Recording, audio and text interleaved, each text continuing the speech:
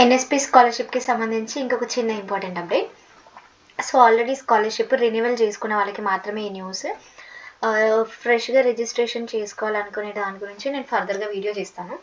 So scholarship renewal చేసుకునేటి వాళ్ళు only renewal option ఎవరికి వస్తుందంటే ఫస్ట్ లెవెల్ స్క్రీనింగ్లో సెలెక్ట్ అయిన వాళ్ళకి మాత్రమే మెసేజెస్ కానీ అట్లా వస్తుంది అండ్ మీకు రెన్యువల్ ఆప్షన్ చూపిస్తుంది. నెక్స్ట్ ఏంటంటే మీకు నోడల్ ఆఫీసర్తో సిగ్నేచర్ అయిపోయాక 15 or 20 days తర్వాత, అంటే మీరు ఒకవేళ మొన్నటిదాకా October 31st వరకే లాస్ట్ డేట్ అని అన్నారు కదా, ఇప్పుడు డేట్ ఎక్స్టెండ్ అయినట్టుంది.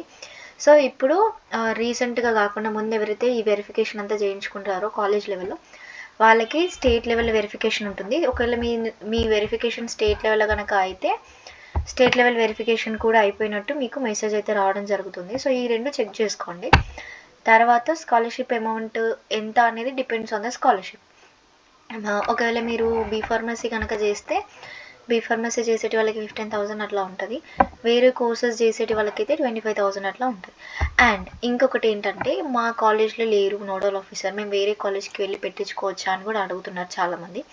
ఈవెన్ మీరు వేరే కాలేజ్కి వెళ్ళి కూడా పెట్టించుకోవచ్చు.